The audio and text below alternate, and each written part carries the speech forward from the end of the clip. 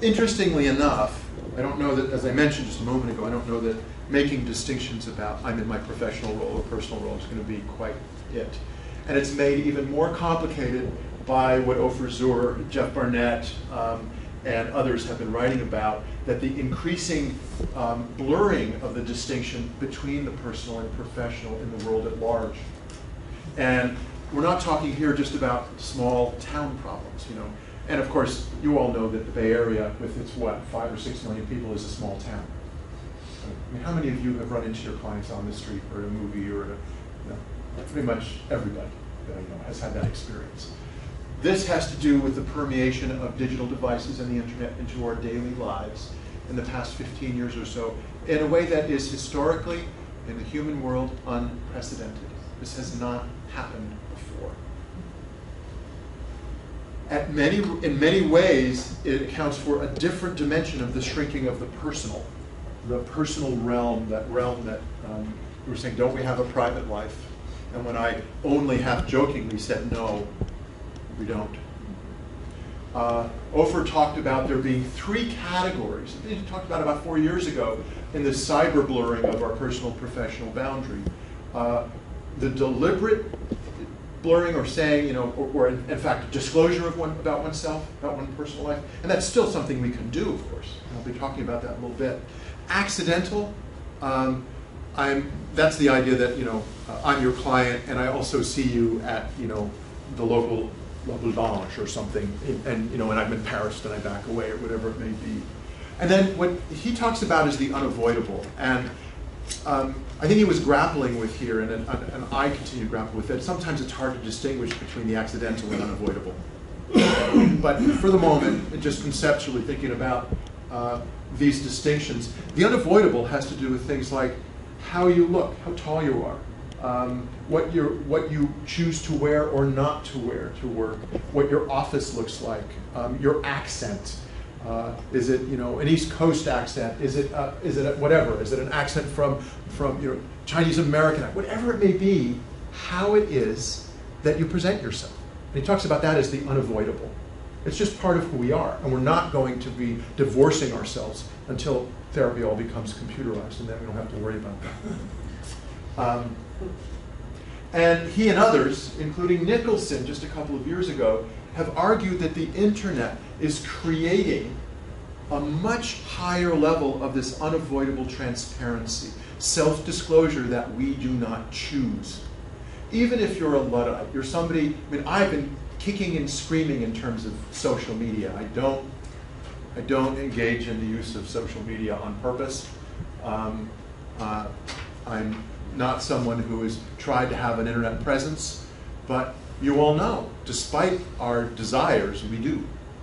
And that footprint grows. There's very few people who do not have a professional and a personal footprint on the internet. Keely Combs and I, who was a CSPP graduate a number of years ago, and a wonderful professional in her own right. I'm borrowing her slides here. We did a presentation about a study that we completed about clients searching for their therapist's information on the internet. And we're just finishing up submitting, I hope, in the next week. And one of the things that we found was, we asked where they found, if they searched, we found that 70% of the clients we surveyed, was not a random sample, so it may be an underrepresentation or an over. I think under in terms of generationally. The younger kids, people in their 20s and 30s, they're searching, it's just a matter of course for everything. But 70% found personal information about their therapists online. And that information included photos, likes and dislikes. Now, likes and dislikes sound so innocuous, but when you go on Amazon because you made a purchase that you absolutely hated, and you click dislike, and then you write your review, that then becomes part of your digital footprint. And so our clients are getting access to sometimes very personal diatribes by their therapists about what it is that we like and don't like in the world. When we like a particular movie or don't like a particular movie. We love a product, or we like a particular activity, for example. Nobody would know that I like baseball. Right? Anybody who knows me knows that. Still, if I start commenting or blogging or just going on other sites that aren't mine with a handle that people could track, and I'll go back to that tracking in a moment. I went ahead too fast. They're getting information about our hobbies, religious affiliations, recent activities, and what's called LBS. You all familiar with LBS? It's called location-based services. Location-based services are, in one respect, have to do with the ability to download an app on your iPhone, for example, and have your friends know where you are at any given moment of the day. So one of the things that happens, and I work with, I have a small practice in the city that I work with couples, and is that I work with a lot of folks who are in the tech industry, and they're always, I have this image of kind of these wires connected to their brains, they're always involved in the internet.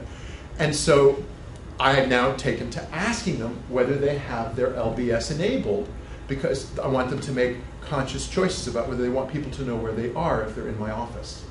And you can be located with LBS, it's GPS anchored, within 5 to 10 feet. So they'll know that somebody else will know, best friend or an employer might know that you are at 1 Beach Street.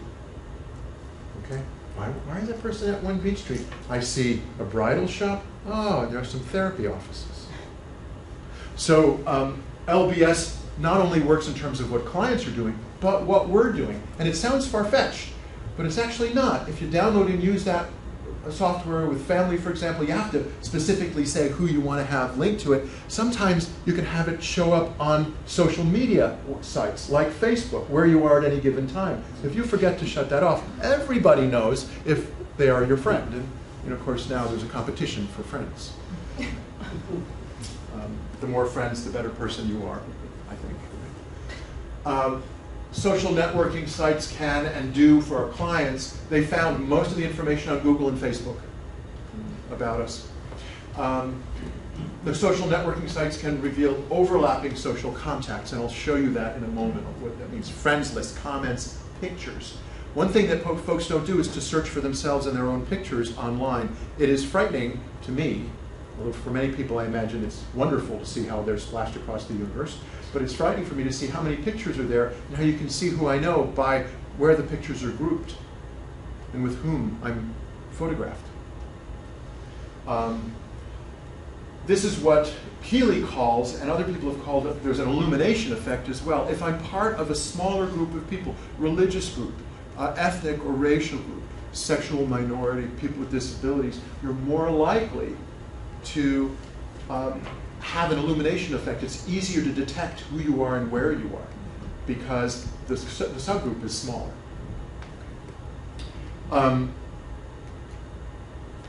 What I want to suggest, and Ofer's been suggesting this for years, and I've been doing this for years, I want to suggest to you that we can't be in control of a lot of this, but we can know what's out there about us and take some steps to manage. So I really encourage you to Google yourself. This is not narcissism. This is pure, unadulterated paranoia. And I would encourage you to not only search yourself on Google, but on a number of other sites, like People, P-I-P-L, Scopio, I may have misspelled it there. Spokio, thank you. I switched them. You're seeing the very tail end of a childhood disorder. That sometimes I think is gone and then it comes back. It's very easy to take yourself off of Scopio. It is. You can actually write to them. But they do it too. They'll do it. But People, really hard. P-I-P-L. Search yourself on 3 or 4 different search engines. And I'll show you kind of what a technique for doing that in a moment. But what you want to know is what your clients are going to see, what your employer's going to see. You want to just see what's public about you. And it's a way of informing oneself about where our personal lives may be blurring with our professional lives. Some of the stuff that I found is just, most of you will find the same thing, it's just staggering. It's like, wow, all of that information about my family members, where I live, pictures of my house, all of us, it's all there. It was maybe 14 years ago, I'm going to misspeak here. I'm going to say Cisco Systems. It wasn't Cisco Systems. It was Sun Microsystems. The president was quoted as saying, there is no privacy, get over it. Okay, and I would have to echo now saying more so.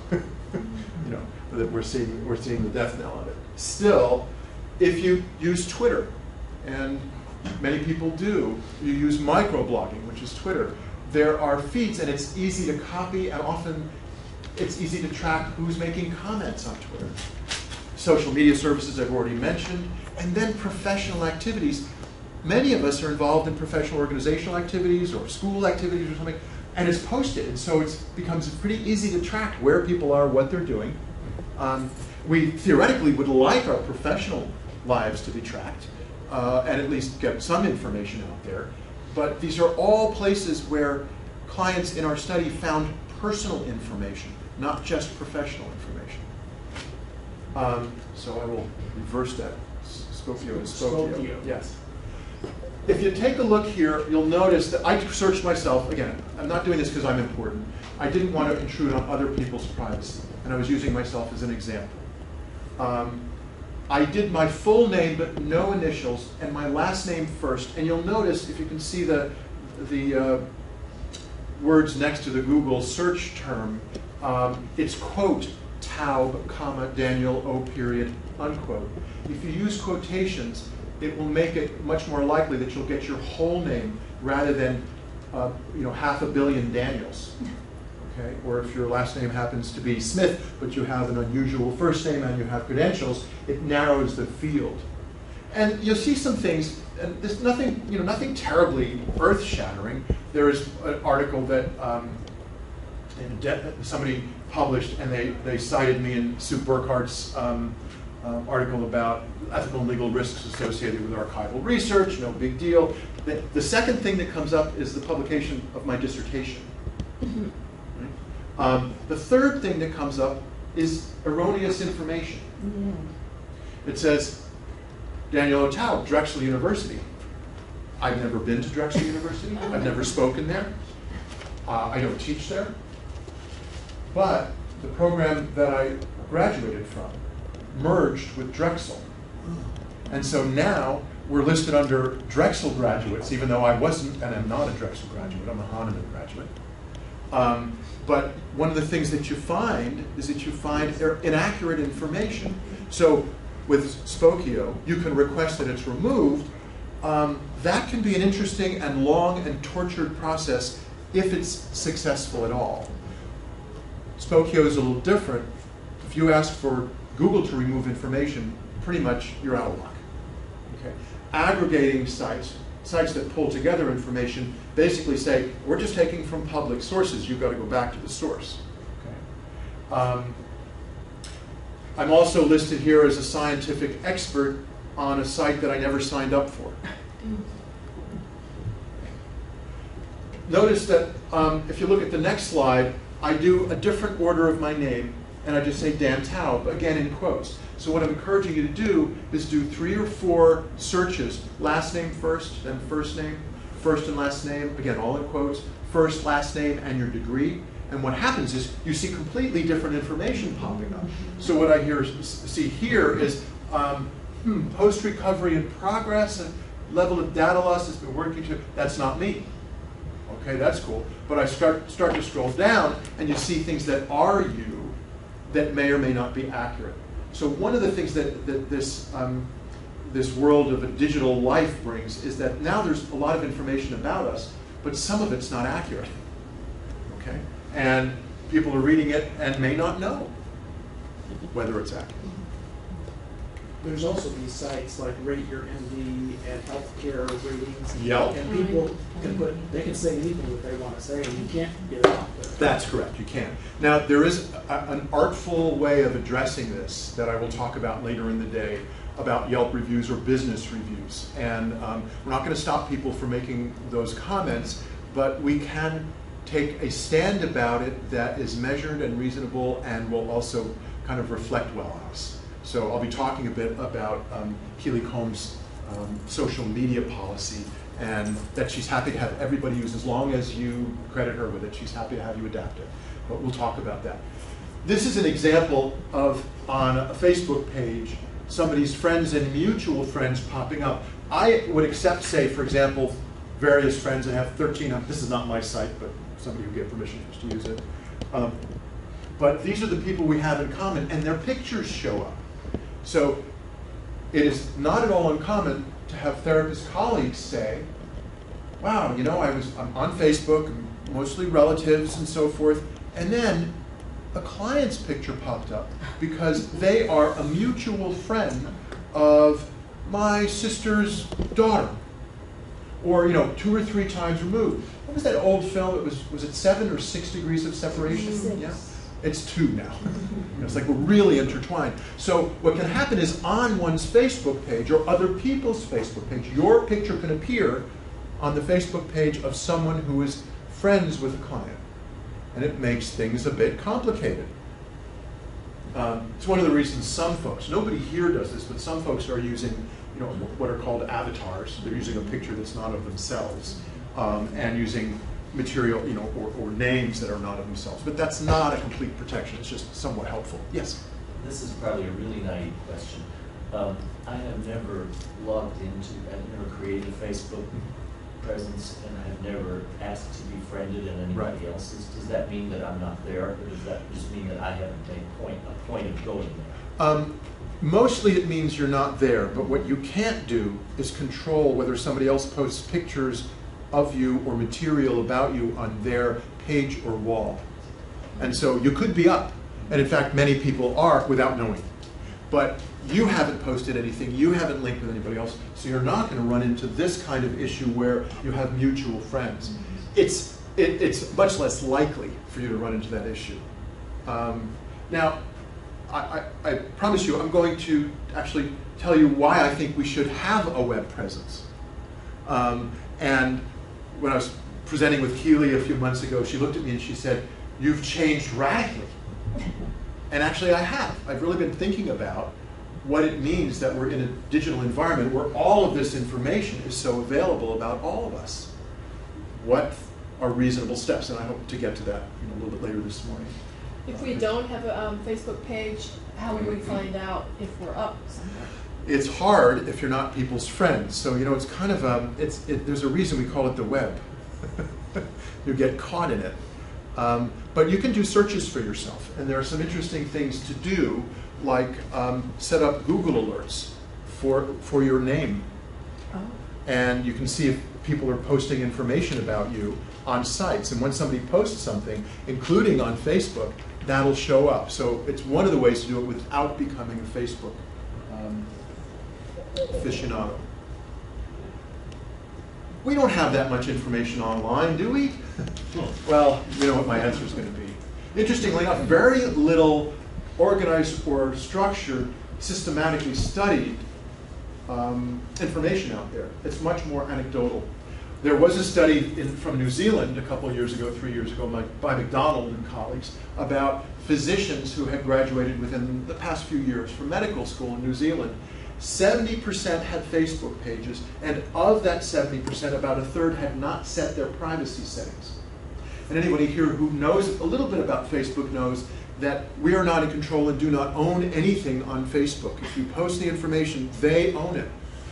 And it's my grandmother's old saying, there's no such thing as a free lunch, just like Google, just like Gmail, no such thing as a free service. What we're giving is our privacy and our information in exchange. That's the trade. It's just sometimes subtle. These physicians' plans about vacations, what they were going to do on the weekend, what they'd done on the weekend, personal information was easily found, even for those who had set their privacy settings. The idea here is that we have to, in my view, become more mindful of this intersection between the personal and professional, and actively look for the information, and then take some steps, like you were suggesting, where you can, to control or to influence what's out there. And the Sulla case is a little bit more extreme of an example about the state stepping in, but this is about kind of the circle of privacy getting smaller and smaller for us. this was that same study of the 70%. I wanted to mention here, the same study that I did with Keeley, that about 87% of the folks who had discovered personal information about their therapist had done so intentionally.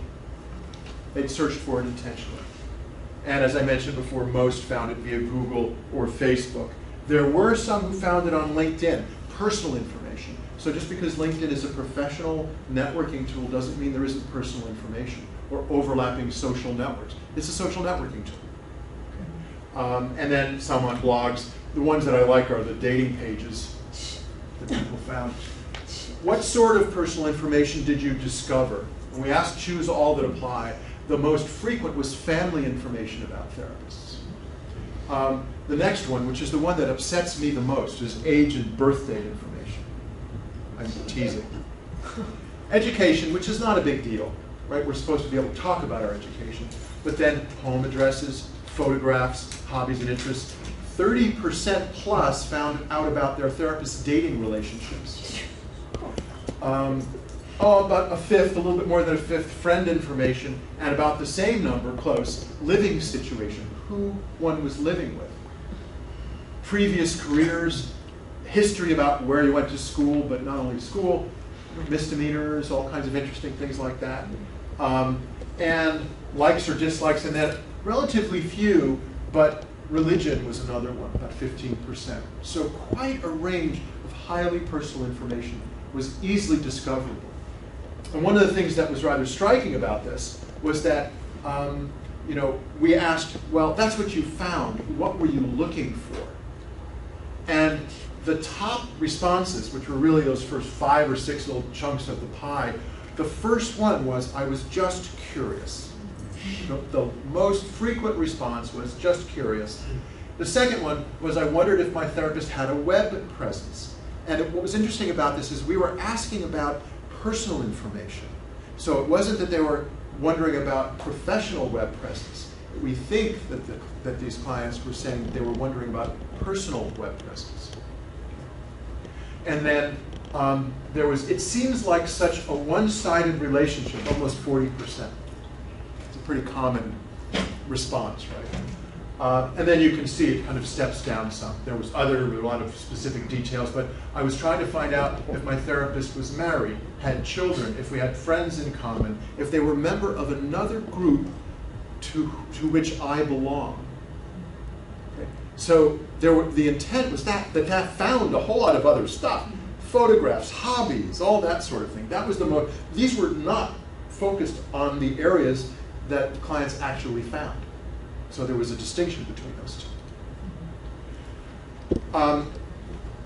Yeah, I'll go ahead and do this. So personal is an issue, but then there's a whole other aspect of searching. We also asked these clients if they searched and found professional information about their psychotherapist. And we're trying to do 2 different articles on this because we found what I think is really interesting material there's too much to put in one article. Is there or should there be a concern about one's professional information? Well, you saw what came up in 2 shortened pages, right? These were just, you can keep clicking and clicking and clicking and finding more and more. Well, some of it gets redundant. It's become really easy to obtain professional publications, including your dissertations or a paper you gave or a case report that you did. Right? Clients can now find these publications with great ease.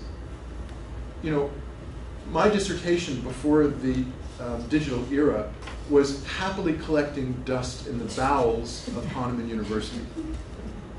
Now it's available online for a not too big fee, and if you are a member of some information services, you pay nothing. Now, I didn't have anybody's personal information in there, but if you did a case study, now it's gone from a very narrow audience to potentially enormous audience. It raises the concern about case reports.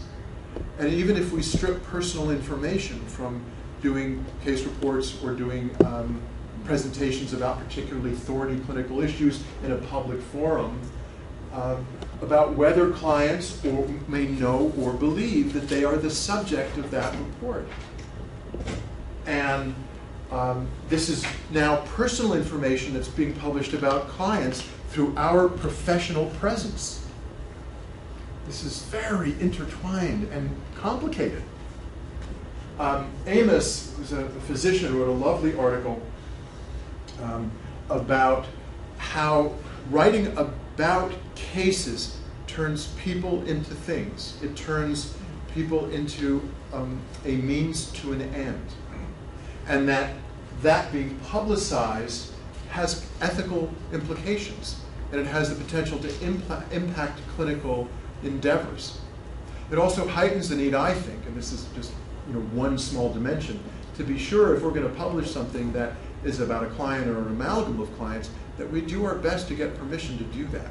Because the chances of folks running across it and it being more public and possibly causing injury go way up. Because we're in an environment now where it's pretty easy to get this information.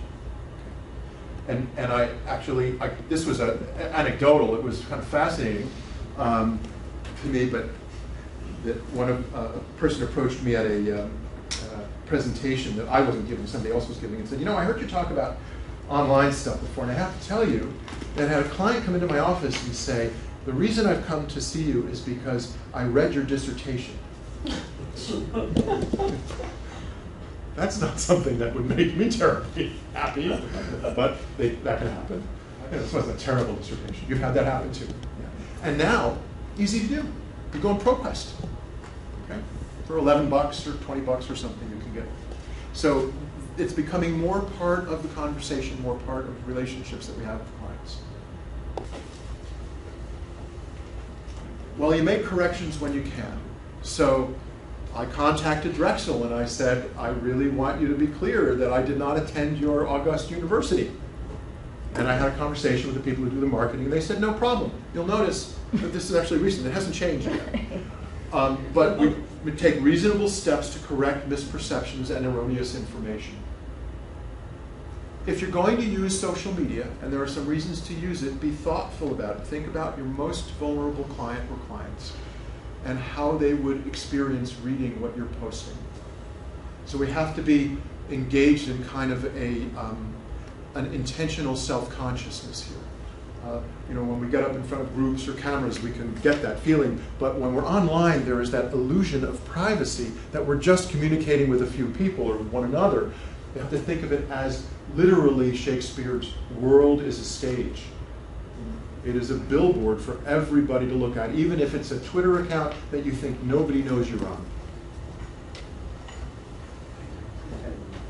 Now, I mentioned that we are not in charge of Facebook's material. What we actually post is theirs once we post it. If you read their privacy policies as well, it's now much more difficult to set their privacy standards, but they have reset them to completely open in the past couple of years.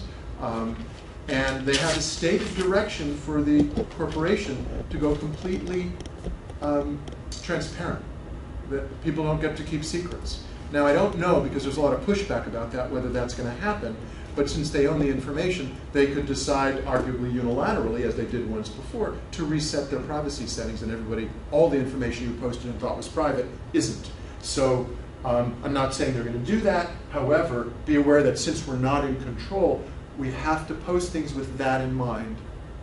And that means a much more deliberate approach to being an internet presence than most folks are used to. And I have this conversation with younger clients and also younger people in their teens and early 20s, talking about the need for their being deliberate. And there still is a sense, I think, that they want their privacy, but they don't understand the degree to which it's being compromised, and they're compromising it. People post everything now. Pictures of their grandchildren, where they were on holiday, changing the diaper of the child, and now this picture of the diaper change or video is now posted forever. YouTube videos of things like that. Okay, those are all social media. I think it's becoming increasingly important for us to have a purposeful, intentional professional presence on the web. It doesn't have to be anything fancy. I would actually not choose Facebook because we don't have any control. I would pay for that presence so I have some contractual ability to influence what's on there and what's not on there. keep it simple. You can do anything you want if you want to do it fancy, but it can be simple, inexpensive, and have something that comes up in that list of Patrick Petty or Dan Taube that will be about the intentional professional presence that you want to have. Because then we're having at least a little bit of an influence over what that footprint looks like. Otherwise, we're leaving it to everybody else to create those footprints for us. So by taking control, it's small influence, not large. Little feet, I thought. You might appreciate that. Yeah. There's a couple of services online too, if you have problems that you can pay to clean up your Yes, problems. Reputation.com, Yes. for example, there are a few services. And they can help, but I think it's really wise to try to take a proactive stance. Particularly, if people are defaming you on the internet, then you need to do something much more dramatic. But this it's very interesting when you search for yourself and you see kind of the pattern.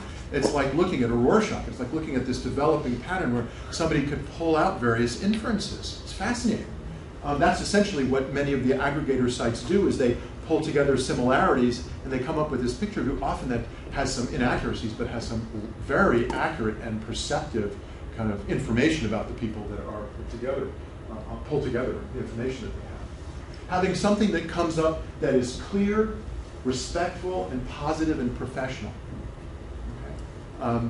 So you can see, and I'll give you an example when we go on to Keely's site, how she does that presence. And she has a private practice. For those of us who are in larger organizations, Kaiser, or in a county, or in an institution like CSPP or Alliant, we don't have maybe as direct control, but we can have an influence, and we can say, this is what I want to post, this is what I'm going to update, and that sort of thing.